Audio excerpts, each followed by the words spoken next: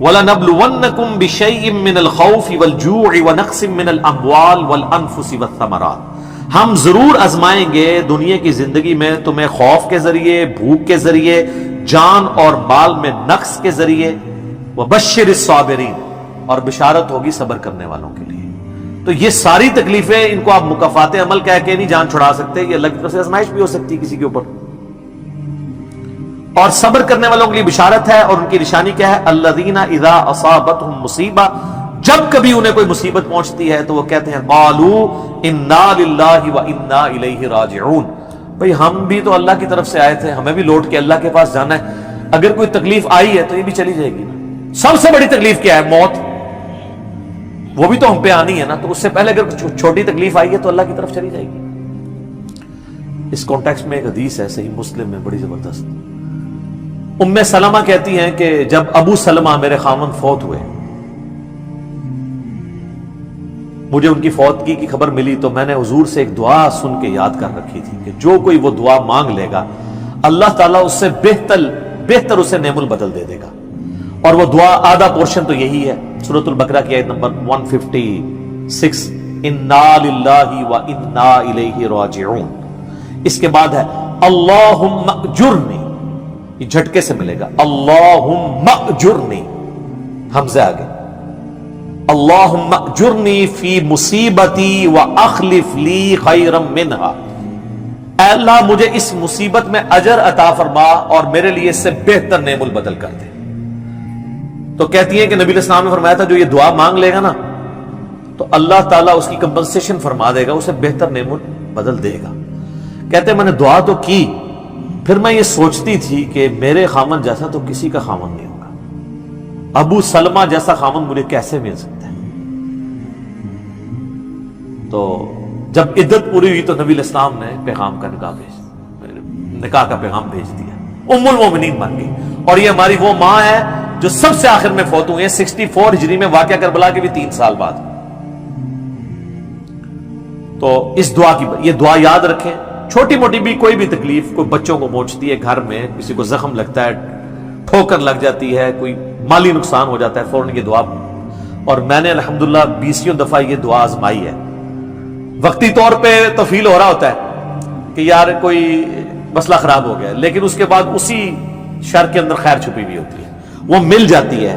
اس آپ دعا کو یاد رکھیں، اور صبح شام جو چھوٹی موٹی کوئی خبریں بھی آپ کو ملتی رہتی ہیں نا، اس کے اوپر آپ یہ دعا پڑھتے رہیں، یہ آپ کے لیے ایک بہت بڑا وظیفہ ہے انشاءاللہ تعالی۔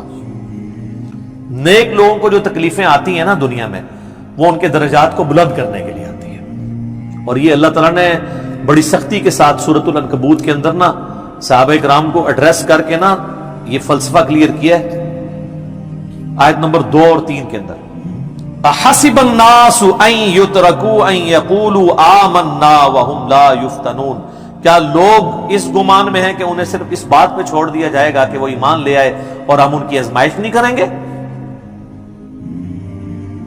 وَلَقَدْ فَتَنَّ الَّذِينَ مِن قَبْلِهِمْ، بے شک ہم نے ضرور آزمایا تھا ان سے پہلے لوگوں کو، فَلَيَعْلَمَنَّ اللَّهُ الَّذِينَ صَدَقُوا وَلَيَعْلَمَنَّ الْكَاذِبِينَ، تو اللہ تعالیٰ ضرور جانچ کر رہے گا کہ کون سچے ہیں اپنے دعوے کے اندر، کس دعوے میں کہ غلامی رسول میں موت بھی قبول ہے، اور کون صرف نعرہ بازی کر رہے ہیں۔ اللہ تعالیٰ ان کو ظاہر کر کے رہے گا، جانچ کے رہے گا۔ تو یہ اللہ تعالیٰ نے اپنا اصول رکھا ہے، یونیورسل ٹروتھ ہے۔ اس کانٹیکسٹ میں صحیح بخاری میں ایک حدیث ہے، صحابہ کرام نے جب کافروں کی تکلیفوں کا ذکر کیا نا حضور سے، تو آپ نے فرمایا صبر کرو،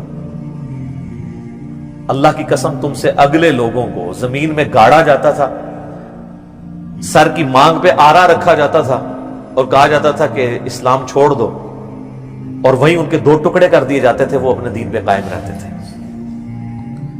لوہے کی کنگیاں ان کے گوشتوں پہ پھیری جاتی تھی، حتیٰ کہ ہڈی تک پہنچ جاتی تھی، تب بھی وہ اپنے دین پر ثابت قدم رہے۔ تو نبی الاسلام نے اپنے صحابہ کو اگلے لوگوں کی یہ تکلیف گنوائی۔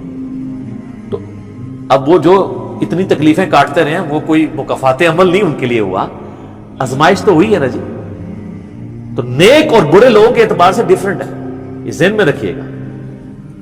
بخاری اور مسلم کی متفق علیہ حدیث ہے، نبی علیہ السلام فرمایا مسلمان کو کوئی بھی تکلیف پہنچتی ہے، دکھ درد بیماری، کوئی اندیشہ کہتے ہیں ذہنی ٹینشن کو صرف، کہ یہ نہ ہو جائے، حتیٰ کہ اس کے پاؤں میں کانٹا بھی چبھ جائے، تو اللہ تعالیٰ اس کے بدلے میں اس کے گناہوں کو معاف کر دیتا ہے۔ اور مسلم شریف میں ڈیٹیل ہے کہ جب یہ سورۃ النساء کی آیت نمبر 123 نازل ہوئی نا، کہ چھوٹے سے چھوٹے اعمال کا بدلہ بھی ملے گا، چھوٹی سے چھوٹی نیکی کا بھی، تو صحابہ پریشان ہو گئے، ان کا یا رسول اللہ ہم تو یہ تو سارے پکڑے جائیں گے، کس طریقے سے کوئی بندہ پرفیکٹ ہو سکتا ہے؟ تو حضور نے فرمایا پریشان ہونے کی ضرورت نہیں ہے، مسلمان کو جو دنیا میں تکلیفیں اور بیماریاں آتی ہیں نا، وہ اس کی ان غلطیوں کا کفارہ بن جاتی ہیں۔ حتیٰ کہ جامعہ ترمذی میں، ابو داؤد میں ایک حدیث ہے، نبی علیہ السلام نے فرمایا کہ دنیا میں سب سے زیادہ تکلیفیں انبیاء کو آتی ہیں، تو کیا انبیاء پہ مکافات عمل ہو رہا ہوتا ہے؟ نعوذ باللہ۔ اس کے بعد ان پہ آتی ہیں جو ان کے بعد اللہ تعالیٰ کو سب لوگوں سے بڑھ کے محبوب ہوتے ہیں۔ آپ نے صحابہ کا بھی نام نہیں لیا، فرمایا جو بھی، وہ اس زمانے میں بھی ہو سکتا ہے، آج کے زمانے میں بھی، کیونکہ بعض اصحاب تو ایسے ہیں جنہوں نے کفر کی زندگی میں بھی موج کی ہے اور اسلام کی زندگی میں موج کی ہے، وہ تکلیفوں سے گزرے ہی نہیں ہیں۔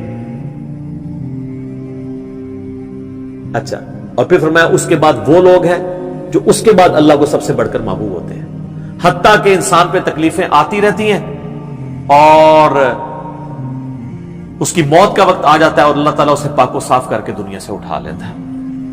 یہ جو لوگ کہتے ہیں نا یار وہ موت کے وقت فلانے کے ساتھ، یار وہ احمد دیدار صاحب 9 سال تک قومے میں رہے ہیں، اتنی اسلام کی انہوں نے خدمت کی، ہزاروں عیسائیوں کو مسلمان کیا، لاکھوں مسلمانوں کے ایمان کی حفاظت کا سبب اللہ نے ان کو بنایا، لیکن وہ 9 سال تک قومے کی حالت میں رہے، 1996 سے لے کے 2005 تک۔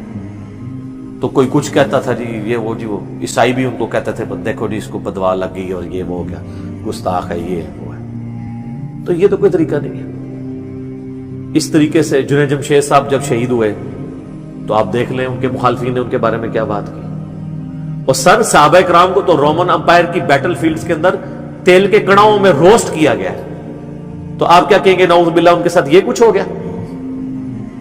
ابو عبیدہ ابن جرح، معاذ ابن جبل لاڈلے ترین اصحاب ہیں، طاعون کے مرض میں شہید ہوئے ہیں، اور طاعون میں اتنے بڑے بڑے پھوڑے جسم کے اوپر نکلتے ہیں۔ آپ تو سمجھتے ہیں کہ صحابہ کرام جو ہے وہ بڑے سکون سے بیٹھتے ہوں گے اور پھر کلمہ پڑھتے ہوں گے، ساتھ ہی ایسے روح پرواز کر جاتی ہوگی۔ حضرت حمزہ ابن عبد المطلب کا مسلح ہوا ہے، سید الشہداء ہیں۔ حضرت حسین علیہ السلام کے ساتھ جو کچھ کربلا میں ہوا ہے، تو نیک بندوں اور عام بندوں کے اعتبار سے اس کا حکم ڈیفرنٹ ہے۔ نیک بندوں کے درجات بلند ہوتے ہیں۔ حسین ابن علی سے اتنی بڑی قربانی نے اللہ نے لی کہ قیامت والے دن ان کو جنتی نوجوانوں کا جو سردار ہونا ہے اس کو جسٹیفائی کیا جائے کہ آؤ جی حسین جیسی ہے کسی قربانی، بنا دینا ہے سردار، آ جاؤ لے کے آؤ۔ کوئی کھڑا ہو سکتا ہے؟ ابھی تک 1500 سال میں تو نہیں کوئی دعویٰ کرے گا کھڑا ہونے کا۔ تو اللہ تعالیٰ نیکیوں کو جسٹیفائی بھی کرواتا ہے، وہ مکافات عمل نہیں ہو رہا ہوتا۔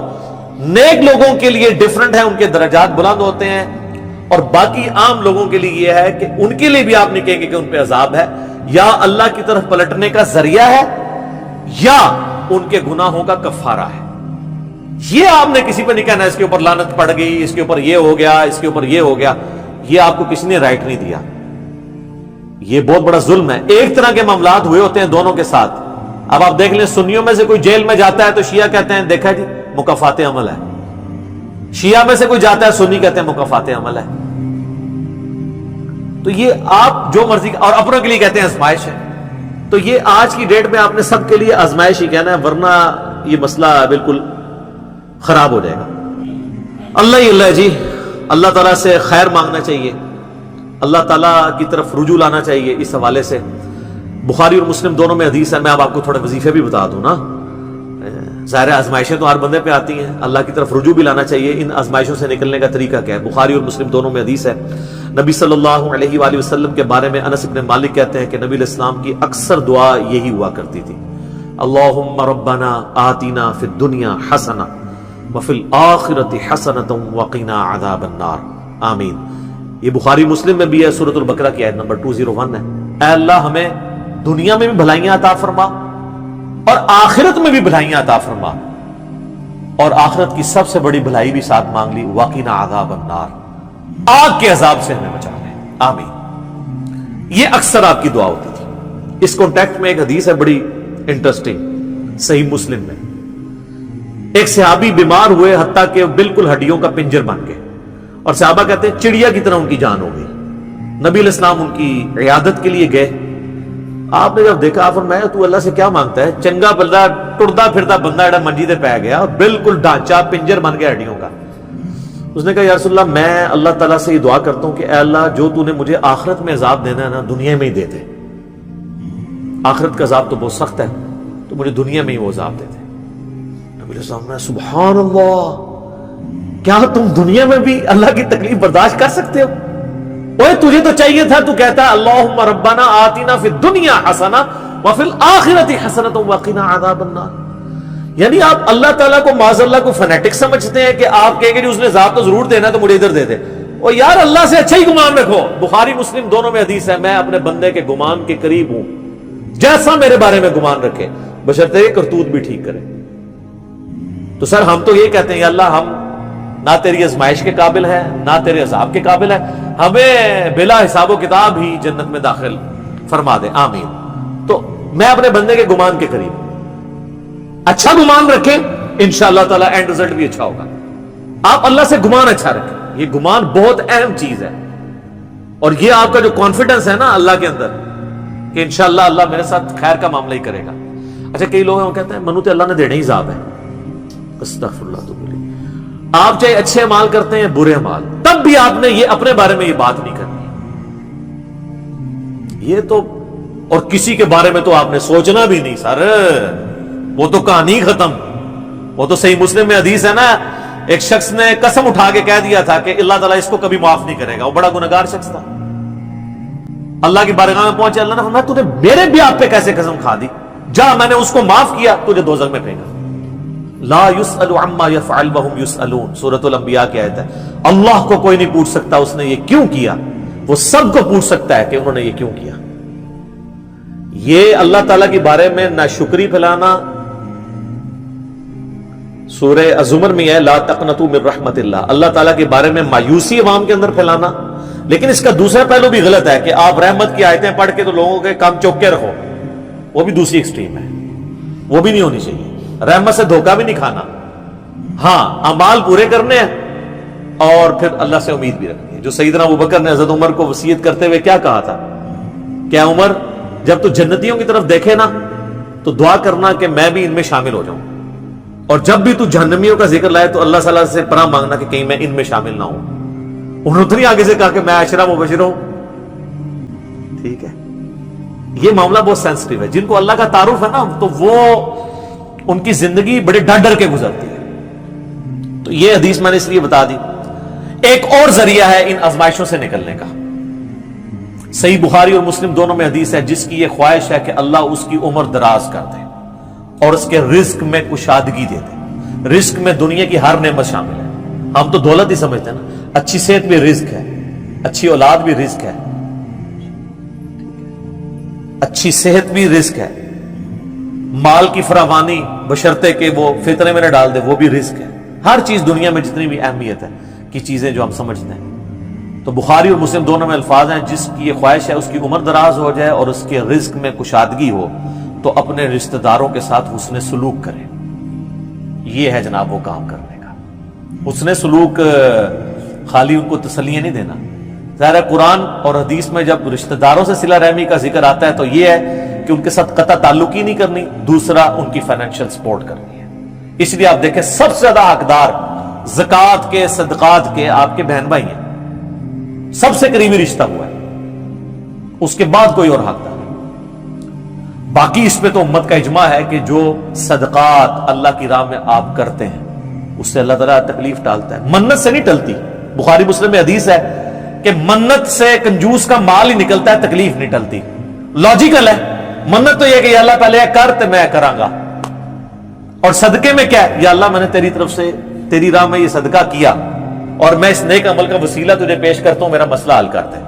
جو بخاری مسلم میں حدیث ہے 3 لوگ غار میں پھنس گئے تھے, انہوں نے اپنے پرانے اعمال کا واسطہ پیش کیا تھا. یہ نہیں تھا کہ یا اللہ ایک بار کاٹ دیتے سی کرا کے پھر کون سی نکلنا. انہوں نے اپنے پرانے کیے ہوئے اعمال کا وسیلہ اللہ کے حضور پیش کیا. جو قرآن میں بھی ہے وَاسْتَعِينُوا بِالصَّبْرِ وَالصَّلَاةِ، صبر اور نماز کے ذریعے اللہ کی مدد چاہو، جس سے وہ کہتے ہیں جی اس سے غیر اللہ کی مدد ثابت ہوتی ہے، تو کوئی کہتا ہے المدد یا صبر، المدد یا نماز، وہ اس کا مطلب ہے صبر اور نماز سے اللہ کی مدد، کیونکہ آگے آتا ہے ان اللہ مع الصابرین، بے شک اللہ تعالیٰ صبر کرنے والوں کے ساتھ ہے۔ تو نیک اعمال کا وسیلہ آپ اللہ کے حضور پیش کریں، تو صدقہ اور خیرات کرنا یہ اللہ تعالیٰ کی طرف سے آئی ہوئی تکالیف کو، بلاؤں کو ٹال دیتا ہے۔ تو یہ میں نے آپ کو ایک دعائیں، اذکار اور پھر اعمال بھی بتا دیے۔ آخر میں دو دعائیں میں وہ جو بیان کی تھی ان کو ریپیٹ کر دیتا ہوں۔ ایک پریونٹیو دعا ہے، یہ دو علاج ہوتے ہیں نا، پریونٹیو اور کیوریٹیو۔ پریونٹیو علاج یہ ہوتا ہے کہ بیماری ہونے سے پہلے علاج کیا جائے، جیسے ویکسین ہے، آج کل وہ کہہ رہے ہیں نہیں کرونا کی ویکسین بن گئی ہے کہ وہ لگوا لیں تو تکلیف ہوئی نا۔ ایک ہوتا ہے کیوریٹیو علاج کہ بیماری ہو گئی ہے تو اب علاج کیسے کرنا ہے۔ تو پریونٹیو علاج جو دعائیں ہیں نا وہ ہے اللہم ربنا آتنا فی الدنیا حسنہ وفی الآخرۃ حسنۃ وقنا عذاب النار۔ ہر نماز کے تشہد میں اسے مانگے، ٹھیک ہے، بلکہ سجدے میں مانگے۔ صحیح مسلم میں حدیث ہے کہ سجدے میں تم اپنے رب کے سب سے زیادہ قریب ہوتے ہو، خوب دعائیں مانگا کرو۔ سجدے میں بھی آپ یہ دعا مانگ سکتے ہیں، تشہد میں تو مانگے ہی مانگے۔ وہ بخاری مسلم میں حدیث ہے درود شریف کے بعد جو چاہو اپنے رب سے مانگو، وہ تو قبولیت کی ایک جگہ ہے۔ اس کے علاوہ یہ ہوگی پریونٹیو علاج بیماریوں سے، پریشانیوں سے۔ جتنے سنت اذکار ہیں، بسم اللہ الذی لا یضر، یا اعوذ بکلمات اللہ التامات من شر ما خلق، یہ ساری کی ساری چیزیں اللہ تعالیٰ کی طرف سے سنت اذکار ہیں۔ لیکن یہ یاد رکھیے گا یہ ناگہانی آفات کے لیے ہیں، یہ نہیں ہے کہ بسم اللہ پڑھ کے ساکٹ میں انگلی دے دے، یا بسم اللہ الذی لا یضر پڑھ کے تو کوبرے سے کھیلنا شروع کر دے، نہیں، وہ پھر آپ اپنے اوپر تقدیر خود غالب کروا رہے ہیں، پھر یہ اذکار نہیں اثر کریں گے۔ یہ ناگہانی آفات کے لیے، جب کوئی شخص اپنے اوپر خود تقدیر غالب کر لیتا ہے نا پھر وظائف ہو جاتے ہیں سائڈ کے اوپر، یہ ذہن میں رکھیے گا۔ پھر بھی جو تکلیفیں آنی ہے نا وہ تو آنی ہے اللہ کی طرف سے آزمائش والی، وہ تو ہمیں یہی ایٹیچیوڈ ہے کہ ہم اللہ تعالیٰ کی طرف رجوع لائیں، اور وہی ہے کیوریٹیو علاج کہ جب کسی پہ تکلیف آ جائے تو اب کیا کرنا ہے، اس نے کہنا ہے انا للہ و انا الیہ راجعون، اللہم اجرنی فی مصیبتی واخلف لی خیرا منہا۔ یہ مکافات عمل کا سارا ٹاپک، اس کا اینڈ میں کروں گا سورہ الحدید کی ان دو آیات کے اوپر، جس کے بعد صبر آ جائے گا سب کہ اللہ تعالیٰ نے یہ تکلیف کا سلسلہ دنیا میں جو رکھا ہوا ہے اس پہ صبر کے لیے کیا ترغیب دلائی ہے۔ آیت نمبر 22 اور 3، ما اصاب من مصیبت فی الارض ولا فی انفسکم، کوئی مصیبت بھی ایسی نہیں کہ زمین میں آئے۔ زمین میں کیا مصیبت آتی ہے؟ زلزلہ، وبائی امراض، سیلاب، طوفان، ولا فی انفسکم، اور نہ کوئی ایسی مصیبت کہ تمہاری جان میں آئے۔ جان میں ہر طرح کی بیماری، کسی کو بلڈ کینسر ہو گیا، کسی کے گردے فیل ہو گئے، کسی کو ہیپاٹائٹس ہو گیا، تو اللہ تعالیٰ فرماتا ہے الا فی کتاب من قبل ان نبرأھا، یہ ہم نے لوح محفوظ میں پہلے ہی لکھا ہوا ہے، اس سے پہلے کہ ہم یہ تکلیف بھیجیں۔ کام ہی ختم ہو گیا۔ اللہ کہتا ہے ہم نے تو یہ طے کیا، یہ ڈیسٹنی ہے تمہاری، تقدیر ہے۔ ان ذالک علی اللہ یسیر، یاد رکھنا یہ اللہ کے لیے بڑا آسان ہے، بہت آسان ہے۔ کوئی یہ بھی کہہ سکتا ہے کتنا ہو گیا، پہلے ہی اللہ کو پتا ہے، اللہ کے علم کے لیے آسان ہے۔ سورۃ الانعام میں تو یہاں تک آیا ہے کہ خشکیوں میں یا سمندروں کے اندر کسی درخت کا اگر پتا بھی گرتا ہے نا تو اللہ کو پہلے سے علم ہے، اور زمین کی گہرائیوں میں کوئی دانا بھی پھوٹتا ہے نا وہ پہلے۔ اب ظاہر ہے ہمارا ذہن تو اس ڈیٹے کو سمجھ نہیں سکتا، بلکہ آج ہم نے لیپ ٹاپس میں، ہارڈ ڈسک میں وہ ڈیٹا سٹور کر لیا ہے جو 8 سے 100 سال پہلے کا انسان اس کو ماننے کے لیے تیار نہیں ہوگا کہ یہ ٹچ سکرین موبائل کیا کر سکتا ہے، اتنی دور بات کر سکتے ہیں، وہ تو اس کو بھی ماننے کے لیے تیار نہیں ہوگے۔ لیکن ہو گیا نا، یہ انسان کو اللہ نے ترقی کرائی ہے، تو اللہ کا علم تو بہت کامل ہے۔ لِكَيْ لَا تَأْسَوْا عَلَىٰ مَا فَاتَكُمْ، یہ ہم نے اس لیے کیا، یعنی ہم نے تقدیر میں پہلے یہ چیزیں لکھی تھی تاکہ تم مت افسوس کرو اس چیز پہ جو تم سے چھین لی جائے۔ وَلَا تَفْرَحُوا بِمَا آتَاكُمْ، اور اس پہ شیخی مت بگاڑنا جو اللہ نے تمہیں دی ہے۔ اللہ کسی سے لے کے ازماتا ہے تو کسی کو دے کے بھی ازماتا ہے۔ وَاللَّهُ لَا يُحِبُّ كُلَّ مُخْتَالٍ فَخُورٍ، اور اللہ تعالیٰ پسند نہیں کرتا ہر شیخی بگاڑنے والے کو، جو بات بات کے اوپر شیخی بگاڑتا ہے۔ کسی کے پاس اگر کوئی اللہ کی طرف سے نعمتیں ہیں تو وہ اللہ کا شکر ادا کرے، اور اگر کسی کے اوپر آزمائش کا وقت ہے تو وہ اللہ کی طرف رجوع لائے۔ اس لیے تو نبی علیہ السلام نے فقر کی زندگی گزاری ہے نا سر۔ باقی نیک بندوں کے لیے درجات کی بلندی کا ذریعہ ہے آزمائشیں آنا، برے لوگ بھی اس اعتبار سے کہ میرے اعمال کی شامت ہے اور میرے گناہ معاف ہو جائیں گے اور میں اپنی اصلاح بھی کر لوں۔ کسی کے بارے میں کوئی ورڈکٹ نہ دیں، اپنے اوپر ضرور لاگو کر لیں۔ ہم اللہ تعالیٰ سے دعا کرتے ہیں اللہم اجرنا من النار، اللہم انی اعوذ بک من عذاب جہنم، ربنا اننا آمنا فاغفر لنا ذنوبنا وقنا عذاب النار، اللہم انی اعوذ بک من عذاب جہنم، ربنا اصرف عنا عذاب جہنم ان عذابها کان غراما، اللہم ربنا آتنا فی الدنیا حسنہ وفی الآخرۃ حسنۃ وقنا عذاب النار، اللہم احسن عاقبتنا فی الامور کلہا وَأَجِرْنَا مِنْ خِزْيِ الدُّنْيَا وَعَذَابِ الْآخِرَةِ آمین ثم آمین۔ ٹھیک ہوگا جی؟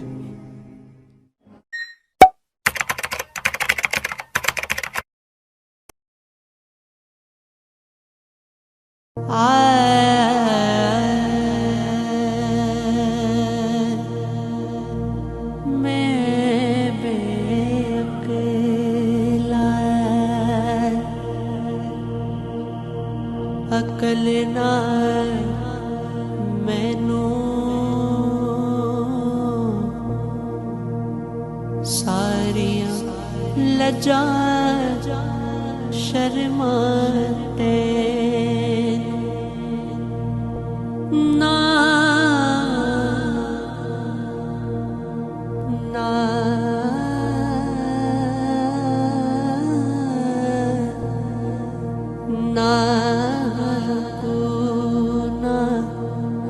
سجدے کیتے پھر بھی رب میں